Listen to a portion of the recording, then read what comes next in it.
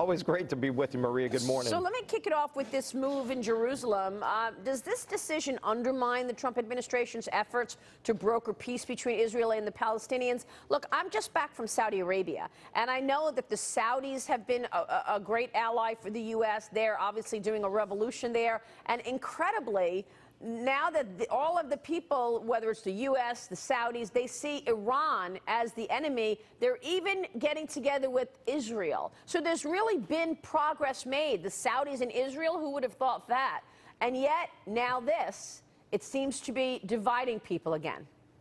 Well, I think if you look at a lot of the success we're seeing at bringing our allies together, that's been from the leadership of President Trump. He doesn't get enough credit for it, but we had 8 years of Barack Obama cutting deals with Iran, isolating our great ally, Israel, and it really did cause a weakening of the relationship and I think a weakening of the ability to get peace, because if you're tilting the scale in favor of Palestinians at the expense of Israel, that set us back. So President Trump has reset that and I think shown that he's willing to back up our allies and in this case enforce the law. The federal law for over 20 years has said that the capital of Israel is Jerusalem. Obviously, it's been in Tel Aviv. The embassy has been. But this is something that the president's been talking about. And, you know, again, the fact that he'd be criticized for following through on campaign promises, I think makes people wonder what the motivations are. But when a terrorist organization like Hamas is criticizing it, then maybe he's on the right track. Well, that's a good point. I mean, Hamas is, after all, a terrorist organization, group. You're right. But, I mean, should he do anything? Should the U.S. be worried about all these protests, this day of rage that Hamas is promising?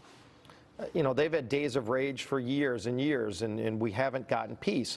So the fact, again, that you've got the President of the United States and Donald Trump saying we're going to support and back our friend Israel and our other friends all around the Middle East, look at that and say, finally, we have a president who's willing to back up our friends and maybe stand up for what's right in the world. And I think that gives us a better chance to get peace when you're not willing to roll over and let terrorist organizations dictate the terms. All right. Well, that's a very good point. Let's move on to tax reform, Congressman. A new Quinnipiac poll this morning finds that a majority of voters, 53%, disapprove of the Republican tax plan, while just 29% approve. Why do you think that people do not like this plan? Well, people I talk to like the plan because they realize that the middle class is going to get a great tax cut and it's going to boost the economy.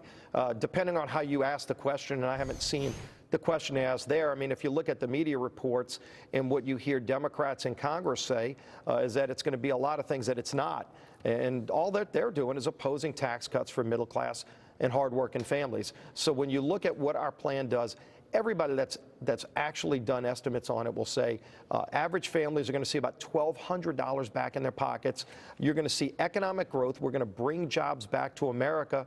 You know, all of us have complained when you see big companies moving good jobs, thousands of jobs at a time, to foreign countries. We're doing something about it in our bill, and people, when you tell them about that, they really like that feature. When you find out over 90% of Americans can do their taxes on a postcard because we simplify the code, people really like that. So, you know, education really helps a lot. I go out and talk about it in my district, and people love the things that they hear. They just haven't heard it in the mainstream press. Well, let's talk about some of the things that there are issues, even the people who like the plan. There's an op-ed in the Journal today, no alternative, no tax problem. The Senate right now has kept in the alternative minimum tax for individuals and corporations. A lot of complaints about this. How do you think this is going to end up? You know, in the House version, we repealed the alternative minimum tax. One more thing that just makes it harder for businesses to grow. They're going to work out those differences in conference. We're looking at trying to do some other things, maybe lowering the top rate more, helping our small businesses even more. We do a lot to help small businesses in our bill. We can do more to make that even better. When you see the kind of economic growth we're going to get from this bill, after 8 years of stagnation and slow growth, I think people were just accustomed to that, you know, that being the best we could do, and we can do a lot better. And you're already seeing a lot of optimism out there, and I think you're going to see a lot more job creation and again, wage growth that we haven't seen in a long time too. And once that happens, people are going to be real happy with what they see. In terms of your efforts to lower the top rate in the House, are you looking to lower the top rate from 39.6%, or are you looking to lower the rate, that bubble rate that is still in the House plan, 45.6% on income of between $1.2 and $1.6 million? I think they're looking at all of that in the conference committee. Obviously, the differences between the House and Senate you can go look at, but even things like the individual mandate repeal that was in the Senate version, we've repealed the individual mandate in the House many times. Something like that could be in a final version too. We have some differences on the death tax. I'd like to see full repeal of the death tax. Senate's got a different take on it, but let's get these final differences worked out. The big things that we already agree upon are, I think, what's most important to the economy, and that's lowering rates, making the country competitive again. And the biggest point of this all is, we've had a president, Donald Trump, who's led the charge on this. He said, I want to rebuild our middle class. I want to bring jobs back to America and make us competitive. And he's really been incredibly helpful, and the vice president, at making sure that we could get the votes to pass it through the House. He was very engaged in the Senate, too. And now we've got one step left. We're on the 1 yard line. We're going to push this thing in the next 2 weeks. Well, look, certainly already you're seeing a real anticipation and reaction. Economists are talking about 4% global growth next year, 3.5% on unemployment. So certainly you are expecting some good results. But let's talk about this elimination of the state and local tax deduction. You have a $10,000 cap in terms of property deduction there in the House and the Senate bill. But a lot of people are saying since the high tax states like New York, New Jersey, California lose that deduction, they're going to move out of these high tax states. Are you expecting a lot of mobility as a result of this plan?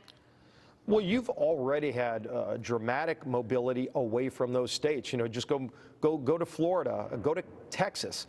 In Texas, you'll see a whole bunch of high-income people and businesses that moved out of California. In Florida, you'll see the same thing from New York's high taxes. States with high taxes have already been really decimating their economies and running off a lot of the job creators that you'd want to keep. It might continue, but the bottom line is, people are going to get tax cuts under this bill, and across the board. That's what's most important, and that's going to get our economy moving again. We were so used to less than 2% growth under Barack Obama. 1.8% growth was a good day for some people. We're already well over 2%, 3%.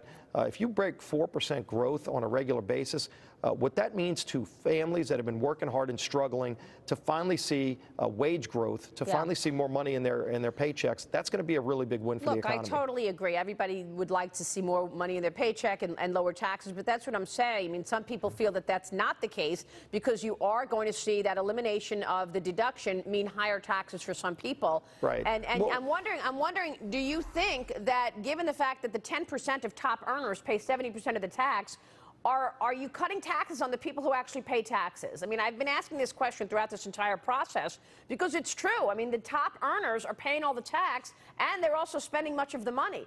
Their taxes aren't necessarily going down, Congressman. You know that because of this elimination of the deduction. Some of those people, their taxes will go up. Well, Maria, I know you and I have talked about this a few times before as this bill's moved through the process.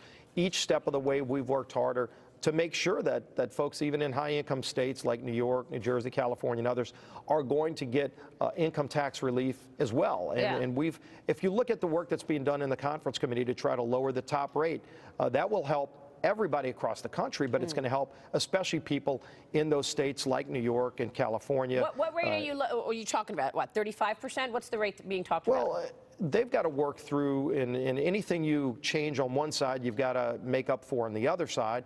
The bill allows for up to $1.5 trillion in tax cuts, which is unbelievably dramatic, Reagan Revolution kind of stuff that we're talking about. So if you lower the top rate to some level below 39.6, then ultimately they've got to find another way to make up for that money, and they're working through that. So where does the money come from? That's what the conference committee is working on right now. They've got ideas, but until they come up with something that works best for the economy, for hardworking families, let's let them continue to do the work. The fact that they're trying to lower that rate, I think, is good for everybody, including the folks you're talking about in the high-tax states. And I work real closely with my colleagues in New York and New Jersey and California and Illinois that have been trying to fix this problem even more. And I think you're going to see a big win for families at every income level, and that's what we're trying to achieve. Fairness across the board. Everybody should be a winner from this, and will be if you look at what's going to happen in the economy. Congressman, real quick, we got to jump, but should we be worried about a shutdown this Friday? Government shutdown? No, this week we're looking at bringing a short-term spending bill. It's not a long-term agreement that I'd like to get. I'd like to see real certainty for our Defense Department and a pay raise for our troops. The fact that you've got some some liberals around here that don't even want to give certainty to our troops is a shame. But, you know, we're going to keep working through this. Yeah. I know the budget caps have to come off in order to get the military where it needs to be. Sequestration really hurt. Congressman, it's good to see you, sir. Thanks very much.